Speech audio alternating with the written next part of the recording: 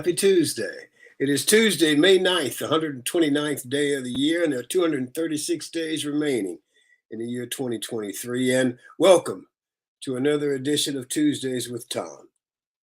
This past weekend's mass shooting, the latest one in Texas, was the 23rd mass shooting of last week.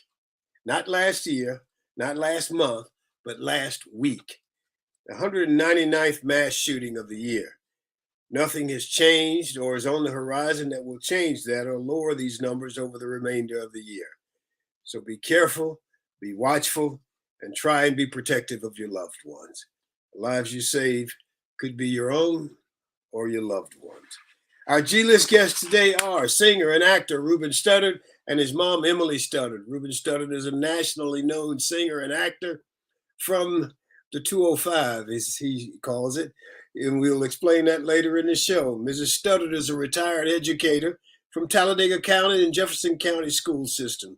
She continues to serve as the executive director of the Ruben Studdard Foundation for the advancement of children in the music arts. We look forward to having that conversation. This edition of Tuesdays with Thom, of course, is sponsored by our partners, the Best Girl Consulting Firm. Best Girl has been providing customized solutions to executive issues for 34 years, and yesterday we celebrated our 36th year in business. Let's hear from Best Girl. Best Girl is a consulting firm that provides customized leadership, access and inclusion, public relations, communications, and organizational consulting services. Clients include Fortune 500 companies, utilities, higher education institutions, small businesses, and associations. Best Girl's team of consultants, led by Joyce Gilly-Gossam, Emily Hedrick, and Sean Jones, partners with business and education clients to promote organizational effectiveness, communication, motivation, and leadership, with always an impact on the bottom line. Best Girl's customized consulting services include strategic planning, corporate communication, executive coaching, fundraising, and economic development. Best Girl creates the solution that fits your needs. So let's get to our roundtable regulars. Introduce Barbara Wallace-Edwards and Michael Walker. Good morning, Barbara Wallace-Edwards. How are you? Good morning, Thom. I'm doing well this morning. Yourself? I'm doing pretty good. I'm getting there. Are you doing better? I know you were having some dental issues. I'm still having some dental issues. I'm feeling better at the moment. Now, another hour may be a different story because I Well, you suffered most sound of the better than you weekend. sounded yesterday. Yeah, I So, feel a little bit better than I did yesterday, but I go to the dentist tomorrow. Hopefully, I'll get that all straightened out and I'll be pain free within the next 48 hours. I'm hoping. so what's happening in your world? Well, Thom, this coming Sunday is Mother's Day. I want to wish happy Mother's Day to mothers out there and grandmothers.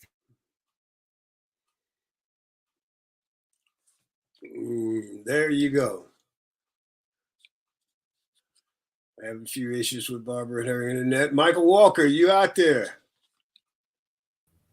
Yes, good morning, Thom. I'm here. How are you this morning? I'm doing well, man. How you doing? I'm hanging in here, man, as they say, keeping it moving. I hear you. I hear you. So you got anything new for me, Michael? Well, I got a couple interesting things that we can discuss. The first one is, you know how everything is going into the metaverse and you have these avatars. Are you familiar with that, Thom?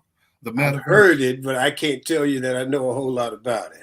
Yeah, well, you're not by yourself. I don't really understand it. I've seen it. It was something that was invented by Mark Zuckerberg and Facebook, right? Yeah. Because he changed the name from Facebook to Meta. And so now you go into the metaverse and you put on these goggles and you got these handheld things and everybody becomes an avatar in the metaverse, like a cartoon character, so to speak. Well, This story right here, I don't really understand, but CVS filed a patent to sell goods and healthcare services in the metaverse. Okay. I'm waiting on the rest of it. Well, that's what they've done. They are going to build up their presence in the virtual world while having a smaller one in the physical world. It has announced the closing of 900 stores nationwide over the next 3 years. 900 CVS stores? Yes. Wow. Over the next 3 years. And traditional stores will provide prescription services, health and wellness, and personal care. But sites specializing in primary care and services, offerings, that type of stuff, I think they'll kind of be a little bit in the metaverse. There's got to be some more to come on it. It's just that they filed a patent to do that, which I don't really understand. But they're going to try to be more of a primary care type place, because CVS bought Aetna. So they're really getting in the healthcare space. I just don't really understand them expanding their presence in the metaverse. I haven't quite been able to connect the dots, if you will. Well, I'm probably on the other side of that age-wise. So I don't know what the metaverse is. So I'll let, when you guys figure it out, y'all tell me. Michael, you said you had a couple of things. Yeah, I will. This is something that's been in the news quite a bit, and I'm sure you guys have heard about it. The subject of reparations. And, that's a sensitive subject for certain people, and for other people, that's a subject saying, finally we're getting our just. Well, the state of California, they have voted and passed recommendations for reparation, and it's got to go to the General Assembly.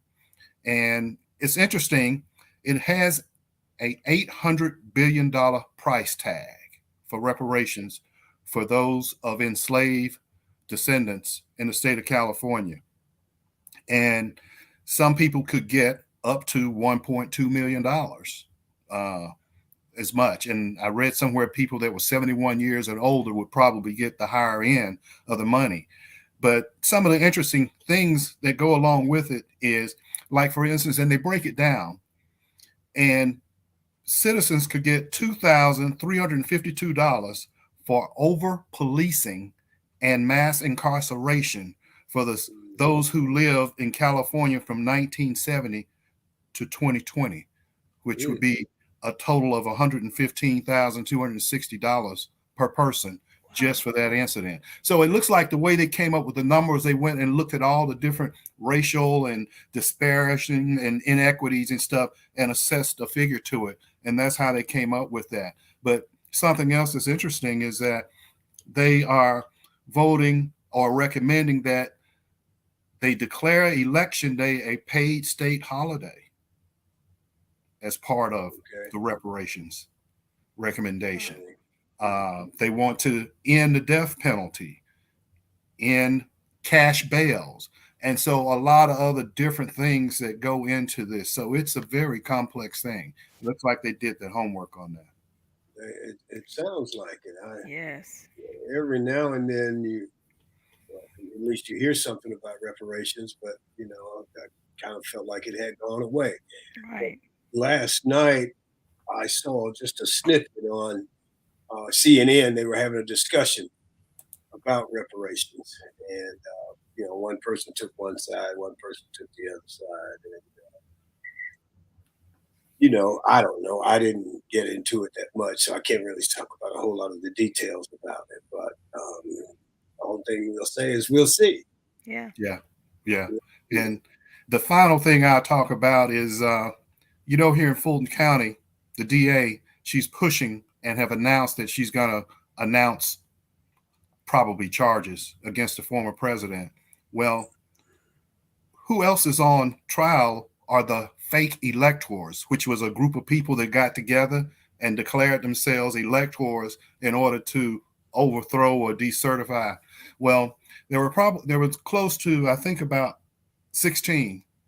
8 of the 16 have been offered immunity, and they have accepted it. So that's in exchange for testifying. Mm-hmm. Right. And I found it pretty interesting. This morning, there was an article written about David Schaefer. He is the current chair of the the Georgia Republican Party. I said Gwinnett because David and I started out in Gwinnett together in the Republican Party. And I've known him for, I guess, maybe 30 years and stuff in Republican circles. He was one of the fake electors.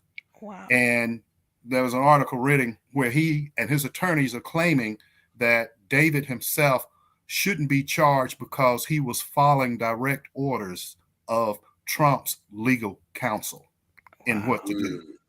So that's his defense. And, you know, we'll see how it unfolds. You know, with all the stuff surrounding, but he knew better. Yeah. Yeah, surrounding the former president, as you call him. So far, nothing has stuck. So we'll see where this goes. I think they're having the jury's out on this on this trial, isn't it? I think so. Yeah. Yeah. We'll see how that goes. Well, you know, if it were me, if it were you, and we said, you know, I just walk up to them and grab them in the you know what, I think we'd be considered guilty. Automatically. Probably on the registered sex offenders list. Right. Yeah, that's right. Exactly. Barbara, you got something for us? Tom, I'm not sure how much you heard before I was cut off, but I've said Happy Nurses Week to some special people that I know that are nurses. Deborah Thetford Zimmerman and Danielle Larkin, my sister-in-law, Rosalind Wallace, and a special viewer that we have with us every week, Shirley Miller. So Happy Nurses Week to all those ladies. Happy Nurses Week to Shirley Miller. She's on here this morning. I see her name. Yes. Okay, sounds good. Well, let's,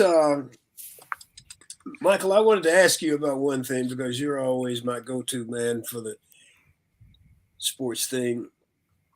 The college football transfer portal.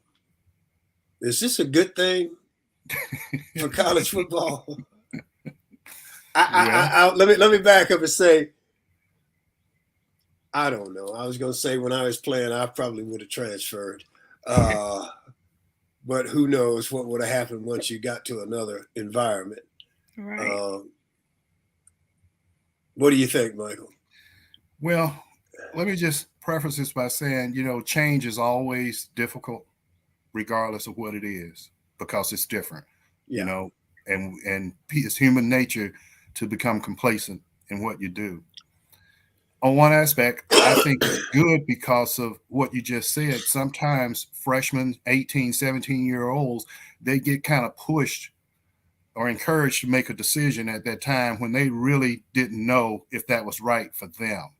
And when I say that, they probably didn't know or have the ability to look at the program and how it's run, their position coach, what position they're going to play, and decide if it's the best fit for them. It's probably made based on the brand of the institution and parents and stuff. So this gives them like a mulligan or one over. I think that's good, to be honest. Does it need to be restricted somewhat? I think so, because you have so much turnover and going in and out. You know, once you go in and you come out, I don't think you should be allowed to go back in again within the same fiscal year. You know what I mean? So all of that, I think, adds chaos. But one thing that levels it out is that coaches are always saying, well, I'm going to be here. And then the next thing you know, they off and gone. Mm-hmm. So right. The players get the opportunity to do what the coaches are doing. Right. It is interesting, and I just hope it all works out best for the young men. It's a different landscape than it has been previously, but you know, we'll see.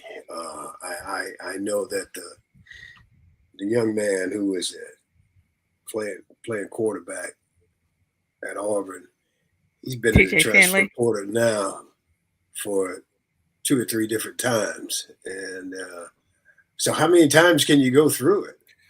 Well, see, that's what I don't know. You know, I think it's probably not a cap on it. I'm not sure. And I think that's probably what they're going to look at, is putting a cap on how many times you can go in. Right. You know, talking about TJ Finley, he transferred from LSU to Auburn. And then last year he put his name in the transfer portal. He was going to transfer out. Then he took his name back out and went through spring training this time. And when he, it looks like it wasn't going to be the starting quarterback, he's put his name back in, Yeah. So he hadn't been picked up by anybody yet. He hasn't been offered another scholarship anywhere else, Michael. Not that I know. There's been some conversation that he's linked to Ohio State, but you know how that can be. Yes. Well, I think I read something where Coach Prime had like 50 guys in the transfer portal or something. A lot. Some outrageous number. Yeah. He's getting a lot of flack for, the guys that's leaving Colorado and going to other schools, but he's getting a lot of guys coming into their program from the transfer portal as well. So he's going to have almost a brand new team before it's over with. He has a brand new team. He does. Yeah. Well, he started running people off when he first showed up, Right. So, I don't know. It's like, it seems like organized chaos is what it seems like. Yeah. I was reading an article where they were interviewing the athletic director, and he was saying he trusts Deion completely. So he said, it may look like there's a lot of chaos going on right now, but he feels like Deion knows what he's doing and he trusts him. So that's a good thing. Well, we'll see. I hope it just works out good for those players. Yes. I don't know. Who knows? It's. You think it's good for the college? I don't know enough about it.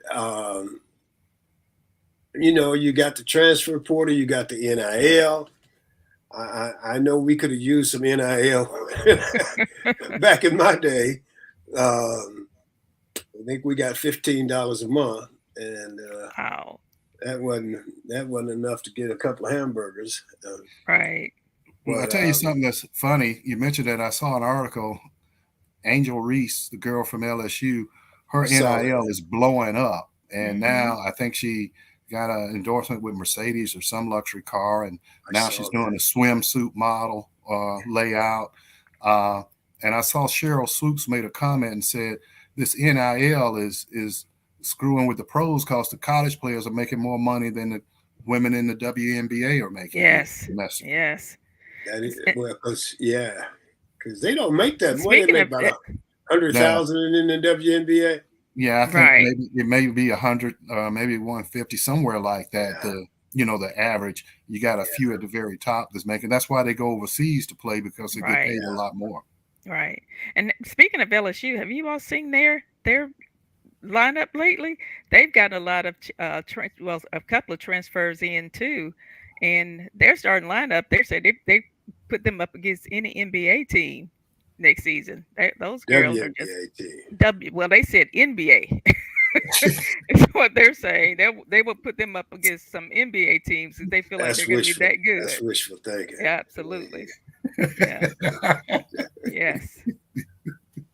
Anything else, you guys? That's it for me. That's it. Okay. Well, let's. Why don't we go to let's get Sean on. Sean's got a minute for us. Sean, are you out there?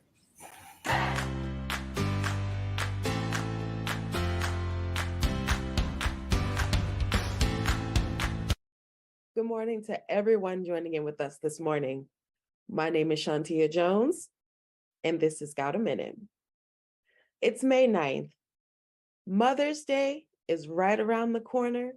Stores are full, and the flower boxes are empty.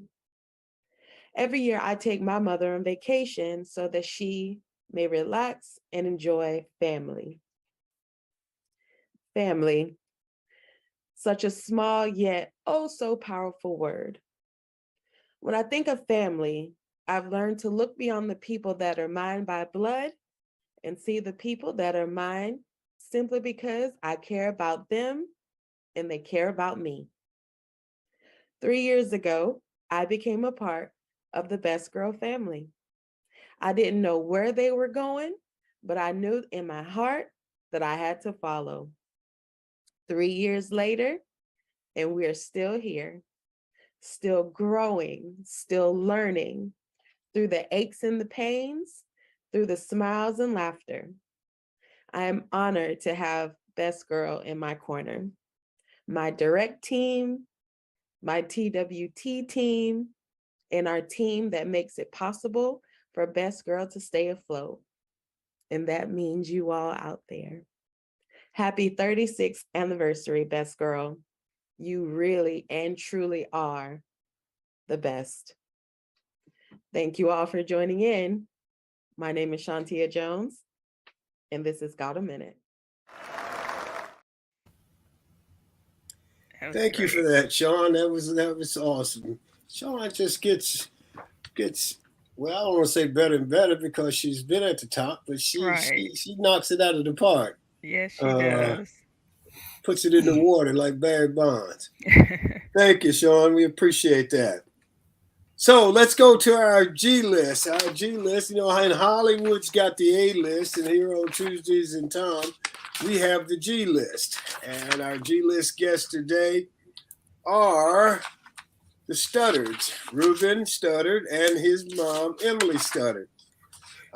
Let's see, here we are. Ruben Studdard is a nationally known singer and actor from Birmingham, Alabama originally. Mrs. Studdard is a retired educator from the Talladega County and the Jefferson County school systems. She continues to serve as executive director of the Ruben Studdard Foundation for the advancement of children for the music arts. We look forward to having that conversation. And so let's move on into having that conversation. Good morning, Mr. Studdard. How are you? I am well. Good morning. Good morning. You've come alive. I am alive. Good morning. Good morning. Let's get your mom on. Good morning, Mrs. Studdard. Good morning. Good morning. All right. Thank you, Good guys. morning. Thank you guys for being with us this morning. So, Mr. Gossam, before we get started. Yes, sir. You probably don't remember this.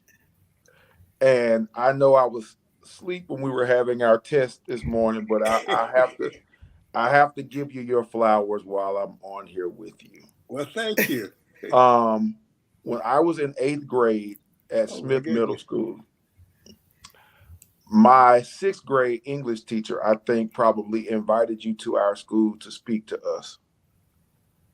And I remember how excited we were to see somebody at our school that was on in the heat of the night. Oh, wow. Thank you. And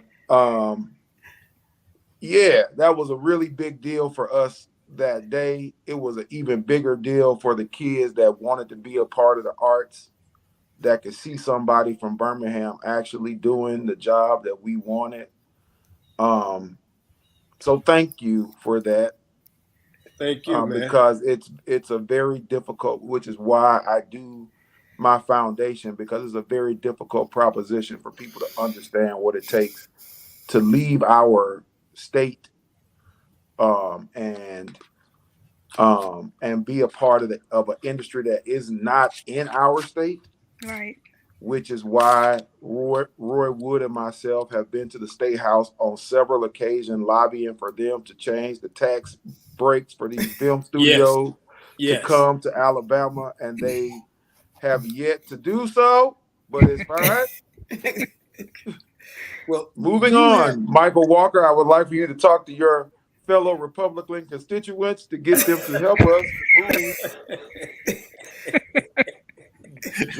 Georgia gives these film studios, they move earth and sky for them to come to Georgia. Mississippi is now doing the same thing, and Alabama will not do it. Well, I don't know what I can say about the Alabama situation. It's the best state in the world, sir. We just want to get the entertainment. I mean, whatchamacallit is taping. Wonder Years is taping in Montgomery now. So we're moving forward. Okay.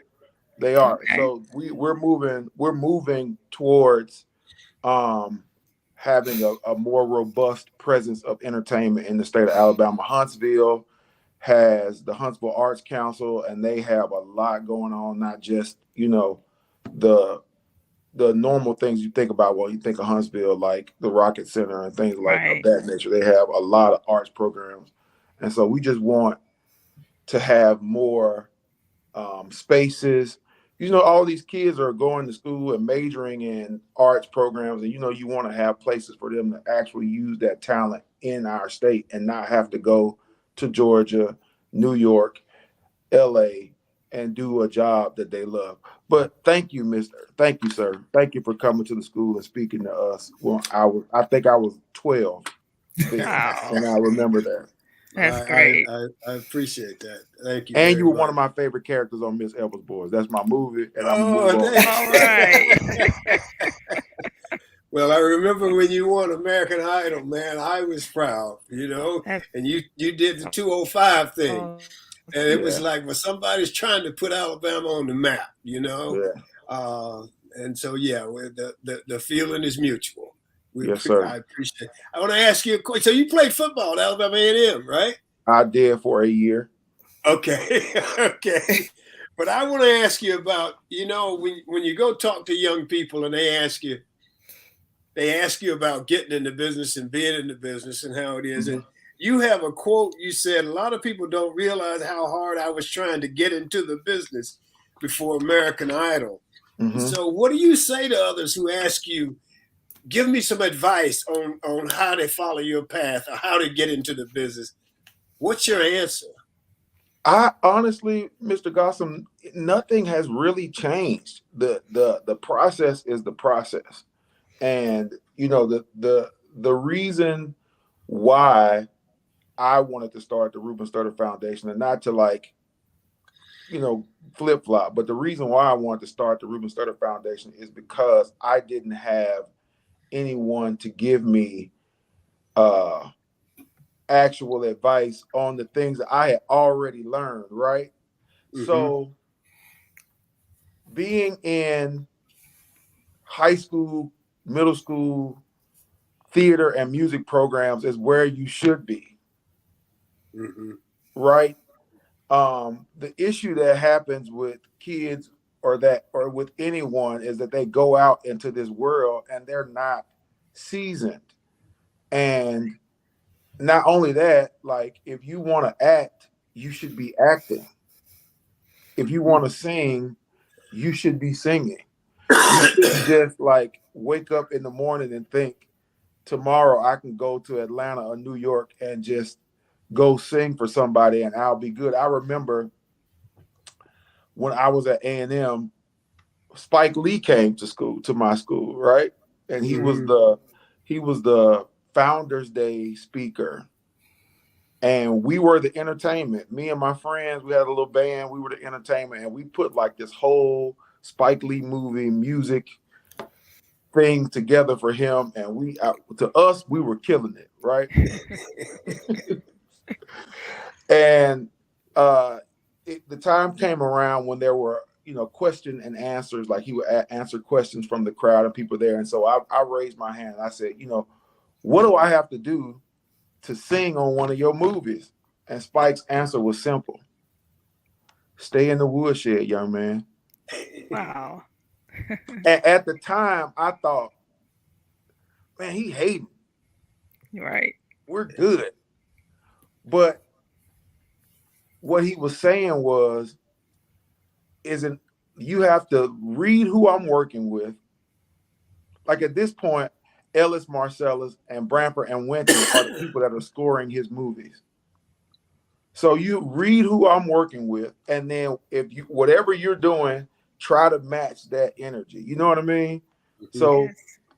Winton Marcellus was one of the most sought after trumpet players or musicians in the whole entire world after he got out of college. And he's helping his brother Bramford score movies for Spike Lee. Bramford, who's also one of the most sought after musicians in the world, taught by their father, who's also and these people have gone through, and their father didn't sugarcoat it. Like, they had to go through playing in clubs, playing on, they played they did every step before they got those opportunities. And so basically, I tell young people to just do the work, man. Go to work. Takes a lot of work. Takes a lot of work. And I think that's the thing. You may hit a show, and I was lucky on In the Heat of the Night. I was really lucky. but it takes luck. It takes Absolutely. it takes talent, but it also Right. takes some luck. And I went to the audition the first year, and they hired me. And then the next year, they put out a call for the same job. And I told my agent, I said, well, I did that job last year. He said, well, tell him. It's like, yeah, I'm going to go in there and tell Carol O'Connor. Right. And so I walked in there, and Carol said, well, didn't you do this job last year? And I said, yes, sir. So why are you trying to give my job to somebody else? Job to somebody else. It's your job. And I was on there for 5 years. And it just happened to work out that way. So let me ask you, Mrs. Studdard, so what was it like to watch your son go through this to get to this certain level? Because it is very tough. How do you deal with that? Well, it took a lot of patience, and it took a lot of encouragement on my part and the people around me to see him go through this. You know, we started when he was 5, and he had great music, professional music teachers in the church and in that school. And so when I saw that he was interested in that, then I decided that I'll just let him choose that path. He was also interested in football, so we had to try to balance football and music at the same time. We'd be on the football field, and I'll have wipes and stuff so he can clean up, and then we'll go to somewhere for him to sing in the next hour. So, but it just made me proud to see that he was focused on what he wanted to do, and when he brought up about you coming to Smith Middle School with that 6th grade teacher, he was also in detention at that time, and she pulled him out, and she said, you don't need to be here. You have too much talent to be in detention. And she gave him some poetry to read, and he won. What place you won? First place or second place? First place. Singing to speaking to beyond gifted and black. Wow. And we kept him on that path. Great. So it was an ordeal, because there were some times that he wanted to do some other things, and I had to keep it. Ruben, one thing we got in common is Luther Vandross was very special to you. There was a show called Touched by an Angel. Mm-hmm. And I was on that show with Luther. Really? And oh man! So the theme of the show was I was a high school principal, okay. And Luther was the custodian. And at the end of the day, he'd be sweeping and cleaning up and stuff, and he'd be singing. And all of us in the school knew what a great singer he was. And right. So I would go and talk to him, and we were encouraging him to go after his singing. And then when I would walk off, I'd start singing, and it's bad. I mean, it's real bad. No, I didn't see that episode. I need to go back and look at that episode. Everybody cracked up when I started singing, man. But I had a great time with Luther. He was just a special human being. He really was. That's special. But anyway, let's get Michael and Barbara on here. I know they got some questions to ask. So, yep. Barbara? Yes, good morning. And my first question, of course, is for Emily. I want to ask you about at what age did you recognize that Ruben had the talent? I mean, I know he was in kindergarten when he first started singing his publicly in church, but even before that, did you recognize that he had a musical talent and abilities? Yeah, kind of, sort of. You know, I would take him to choir rehearsal with me. I was just in the choir because they needed voices. So I would take him to choir rehearsal with me, and the notes that we could not hit at 3 years old, the musician would play the notes on the piano, and he would hit the notes. Wow. And remember the songs and sing the songs.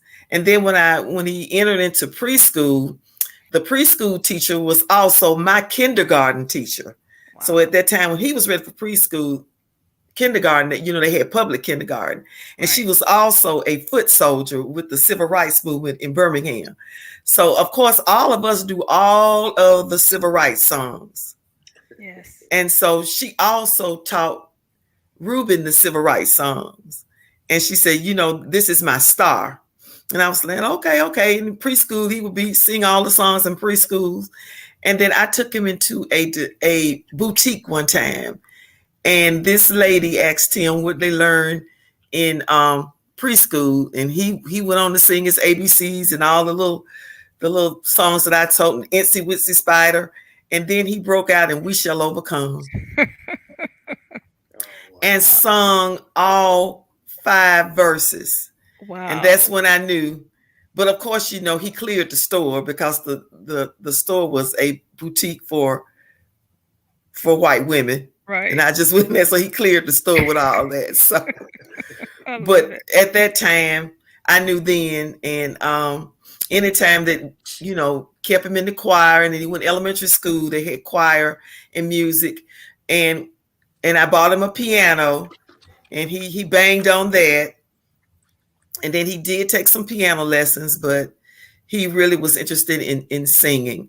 And I was interested in making sure that he learned how to read music, because that was an important part of it. So fortunately, his elementary school teachers and his music school teachers, they also was big on him learning how to read music and everything. So I guess around 3, to answer your question, around 3. That's great. Wow.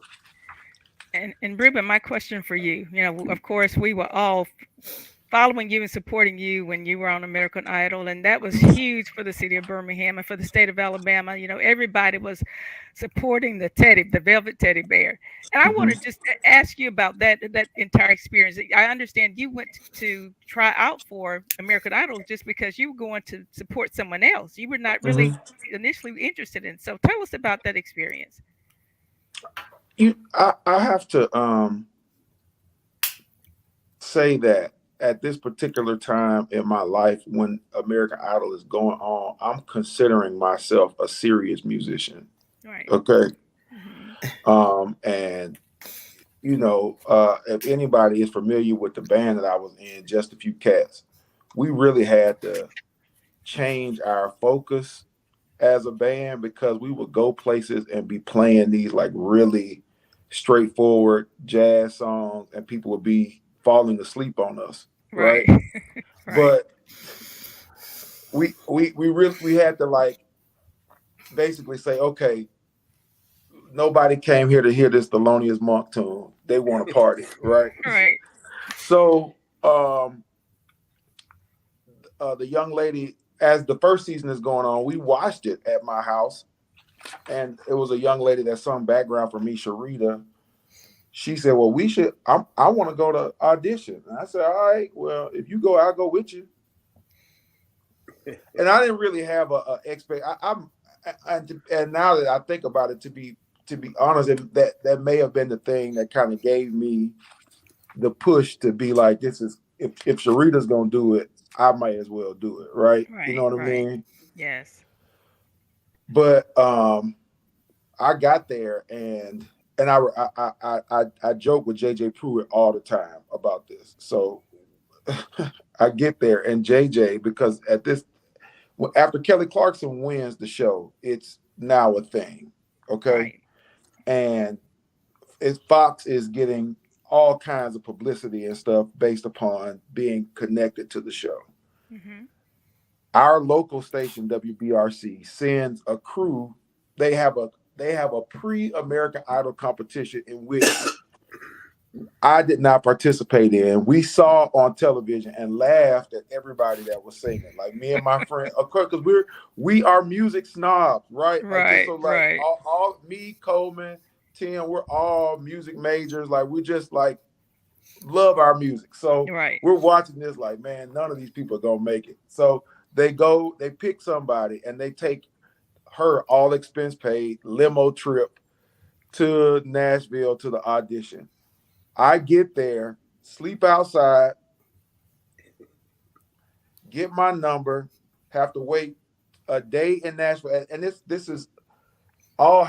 I believe this is all God, because Mama, I think this might have been the last time I saw Aunt Pat. Yeah. Wow. Yeah. So I really do believe that this is all like divinely engineered, because at this point, the car that I had, that Cadillac, had broken down. Right. Right. After I got my number, I had to come back home and wait for a week. Wow. And my brother took me back the for the next audition, in which you guys see. No. My mom took me. Yeah. Okay. Yeah, because that's we saw Aunt Pat. My mom took me in that. What's that little car you still got in the driveway? That Oldsmobile. Yeah. I sold it last year. We rode to Nashville in like an 84 Oldsmobile. And at this point, she's like, you just need to find you somewhere to teach. Like, she lectured me all the way to Nashville. But I took you. You did take me. Like, until we got to that audition, and she was just like, man, this is a real TV show. Because I couldn't adequately explain to her what was like. I was like, it's just an audition, Mama, come on, like, I need a ride, like, take me up here. So we get there, and we're waiting, and I sung maybe that day, because there are several steps till you get to be on television, that audition. So I sang maybe 3 words, and the dude was like, oh, you're in. Wow. Wow. And we left, and we went to see Aunt Pat and Uncle James, and we came back to Birmingham. And the Alabama crew from Fox 6. No, that was the day that my brother took me up there. Okay. That was the actual day. Okay. They get that person gets the, like, that's a line skip, basically. Okay. So, and I remember telling JJ Pruitt outside, like, I'm from Alabama, like, what's up? Like, he didn't take no attention. He was just like, all right, little black boy, go on somewhere with yourself. Now, mind you, Mama, do you remember God's Gift? We sang at Fox 6. Yeah. Just if you can't, like, I had seen this man 35 times at Fox 6 singing on this show with George Stewart, with all kinds of people, right? So the girl from Birmingham, she gets cut, period. They only like, and I come back out, and I said, hey man, I just made it to Hollywood, bro. Like, me. Right. Then so nobody gets to see who makes it to Hollywood, because we're not supposed to tell people this, right? Right. After they find out that I'm on the show, now they're like calling my mama's house, trying to like stalk out my apartment. I was like, no, I tried to give y'all an interview when I was in line in Nashville. Right. But the experience, American Idol was, I tell people every day, it's like music boot camp. There are things that college cannot teach you about the music industry. And this is why I have the class that I'm doing at the University of Tennessee, Chattanooga, because people, there's information that they do not want you to have until you're in, right? Mm-hmm. And you can be the best singer in the world. You can have the most talent. If you don't have the best representation, right? Or if you're not at William Morris, or because those are the gatekeepers, Thom. Am I right? That's right. That's right. Absolutely. Listen, there are some things that even now, like not being at William Morris, I look back and be like, man, there's some doors they kick down. You cannot kick down without certain people in your corner. You know what I mean? That's right. And that's one of the biggest takeaways I have. But the process of American Idol is long, it's hard. You have to. The thing I do appreciate about going to school is that I learn how to take care of my voice. Yes. And so, having to go through a 7-month process with no days off. Wow. And when I say no days off, I mean no days Wow. off. Wow. Like in the days, so we taped the show on Tuesdays and Wednesdays. Thursday, Friday, Saturday, Sunday, we would be taping commercials for the sponsors. Wow. Sunday and Monday, we would be in rehearsal, learning the songs that we would do on Tuesdays and Wednesdays, and you start that all over again. And it didn't matter how many people were on the show. So when it was easy, when it was 12 of us, right, it was a lot of work, but it was every week it got harder. So because we had to do all the things that 12 other people would be doing. Right. Wow. And when it got down to just Clay and I, like literally, like we were, and not only that, the week that we made the top 2, we had to leave LA the night after making the top 2 and fly to New York and do Good Morning America, to the Day Show and some other press, and then fly back and start that whole process over again. Oh, wow. Of learning stuff. Wow. So like, to me, like after that, it was, the music industry became a cakewalk because nothing could ever duplicate the process of going through and winning American Idol. Everything else was easy. Right. Wow. Let me except for Broadway. Not yeah, Broadway's a different story. God, man. Wow. Let's get Michael. Michael, you got a question? I do. Good morning to both Good of morning. you. And I have a question for each of you. The first one, though, I want to speak to Emily and say, first of all, Emily, congratulations. And I admire you for sticking in there when times are tough. Thank you so much. You know, a lot of times, and especially with mothers and their nurturing from a natural standpoint, when one of their loved ones is trying to achieve a goal and they're going through that process that Ruben talked about, and that process is filled with a lot of desperation and downs and lows. And then you yourself start to wonder, is this really the right course? What was it in you that made you not try to talk him out of it when things got really hard and to see him through? I knew that this is what he always wanted to do. And I always told him that I was behind him 100%, good or bad. I went to all the Just a Few Cats concerts. I went through all God's Gifts concerts. Matter of fact, God's Gifts were when they were teenagers and I had that little Dodge coat. I would pile them all up in that coat and we would go. And it will only seat 5. Right. And it was 6 or 7 or 8 in there. Remember, we got stopped by the police one time because I had too many of y'all in the car. That wasn't God's Gift. That was the high school group. That was okay. Well, I had too many of them. So I always knew that, I talked to the guys. I said, I'm taking them to a music thing. But I always knew that this is what he wanted to do. And I always encouraged him.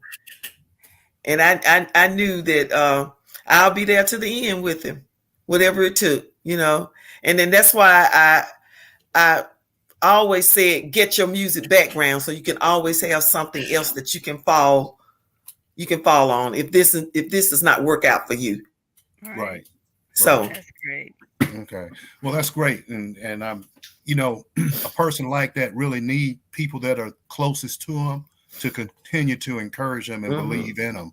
Those are the last people you need to sow negative seeds towards you. Ruben, to flip that on the other side, and you talked about the process, and I think we're all better off for it. I know certainly you are. But when you're going through that process and you're doing the little things that you say, that'll never get me up to where I want to be. And like you're talking about a day and a half to get your key or your opportunity to go. You had to wait. You're driving a car about to fall apart. Was there any time that doubt creeped in your mind where you said, maybe this is not going to work out for me? Did you ever have a thought or just a little bit of doubt? And if you did, what was it that pushed you through?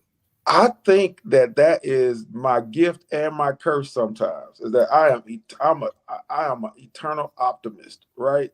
Right. And even even when situations probably look dire on the outside, I'm always probably going to be the person that'll like talk themselves towards the positive part of it, right?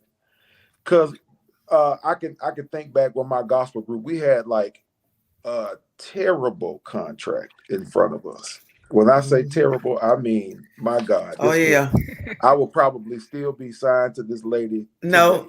No, because I no. No, I'm saying I know saying y'all wanted to, but right. I listened to and I said no.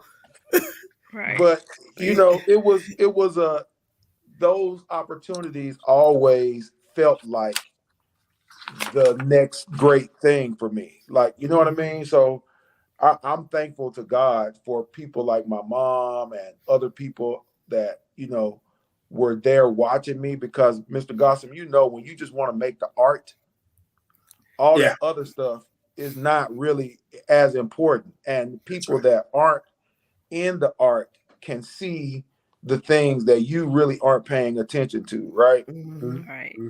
That's why I'm so thankful for my now manager. I call him Uncle Sid, but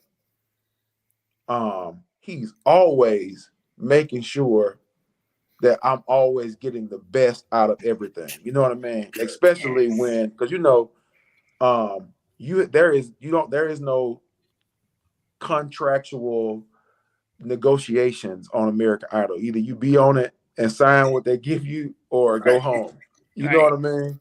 Yeah. And so the cool thing about now is that, you know, I'm getting ready to release a new album soon, and you know,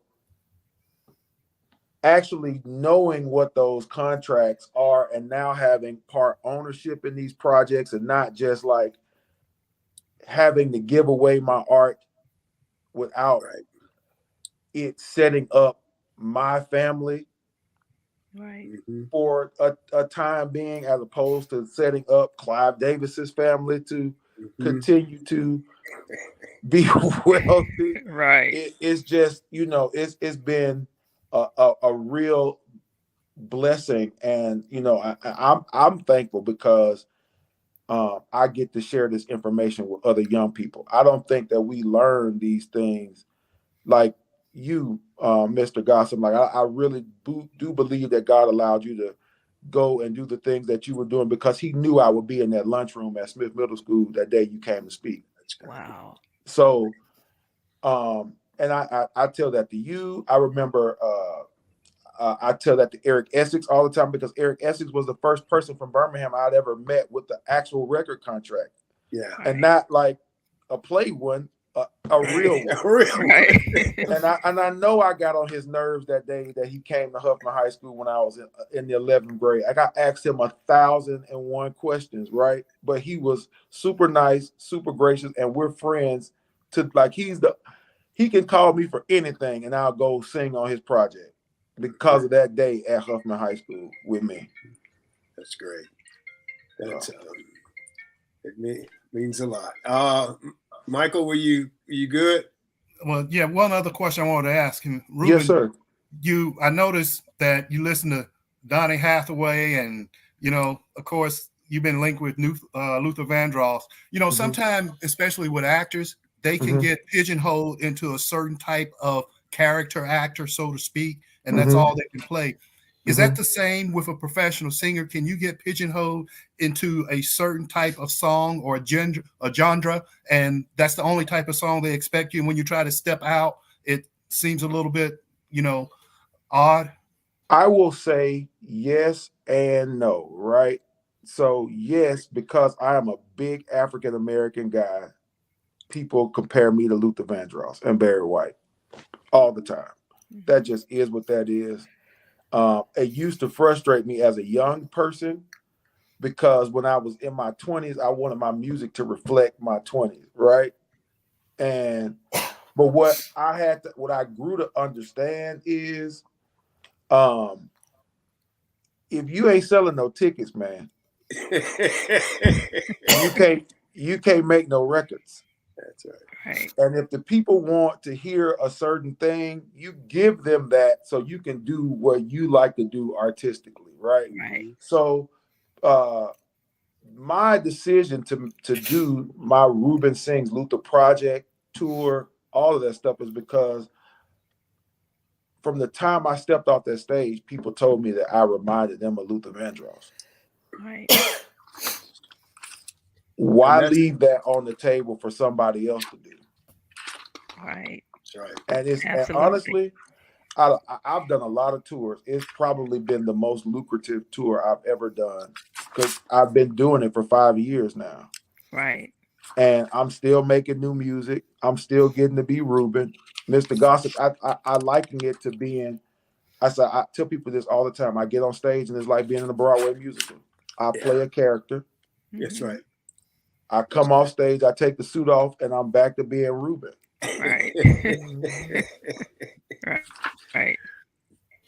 Ruben, did you ever get to meet Luther? No, I didn't. Okay. Luther, Luther had a stroke while I was on the show. Yeah. And and then he passed away while I was singing his song at the Essence Festival. It's the craziest thing ever. Like, I came because Uncle Sid used to work for Luther. So my manager used to be Luther's road manager. And I'm singing Superstar, and I look to the left, and Uncle Sid is like, my brother is consoling him. He is like on the chair sobbing. I get done with the song. I come, I was like, what's wrong? He tells me that Luther had passed. Yeah. So, yeah.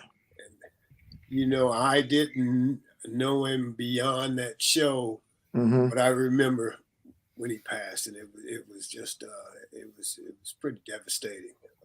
Yes. He was so much. We had so much fun. That's all I can tell you. Was doing that show together. He was just an incredible man. And everybody I talked to said that he was, he was a great person. Yeah, he really was. So tell us what's next. Well, I'm releasing my album in the fall. Okay. And hopefully my Christmas project will be out this year too. Okay. And then I'm on tour right now. Clay and I are doing our 20th anniversary tour. So, because yes, it's been 20 years since American Idol, and we decided to torture ourselves by getting on stage and talking about that we are 20 years post our season on American Idol. And it's so funny because every night we ask somebody like, who was 5 or 15 when we were on the show? And so people were like,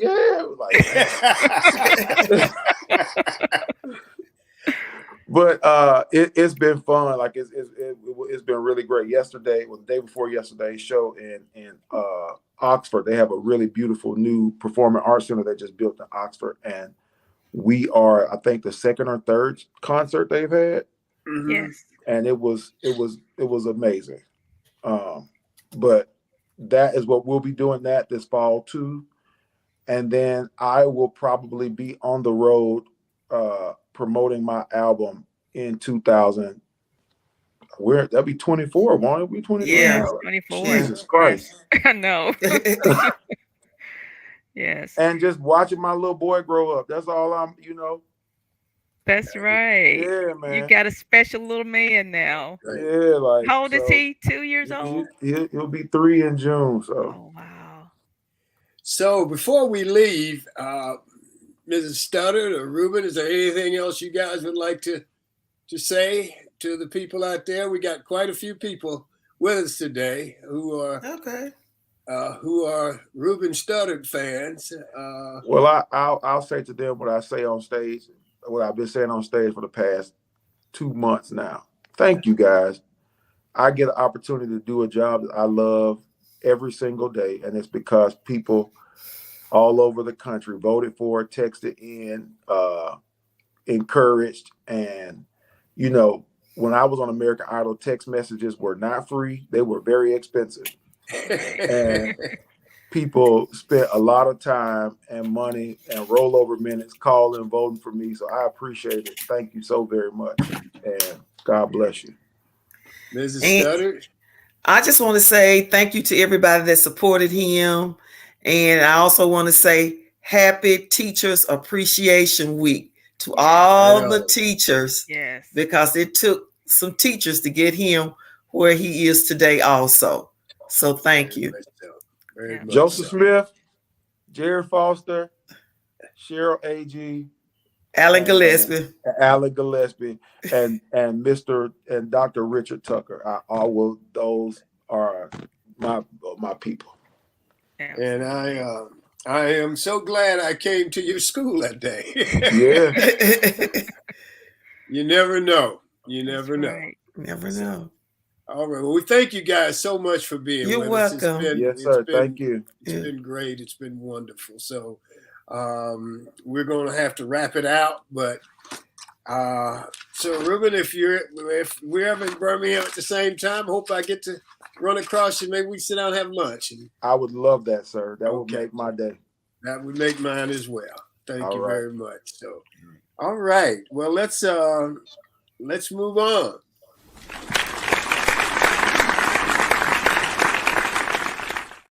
That was incredible. Thank you guys so much. I'm just going to close it out with a quick comment, or my closing commentary, or as I see it, is a note of congratulations. Congratulations to the new provost at Auburn University, Vinnie Nathan. It's well deserved. Vinnie, we're proud of you. And that's how I see it on this May 9th in the year 2023. And that's our show for today. I want to thank the audience. We appreciate you. Thank our G-list guest, Ruben Studdard, and his mom, Emily Studdard. Thank our sponsor, Best Girl Inc. Thank Barbara, Sean, Joyce, Michael. And that's it for this Tuesday, May 9th in the year 2023. Remember to enjoy yourself. Make every day count. Stay safe. Peace.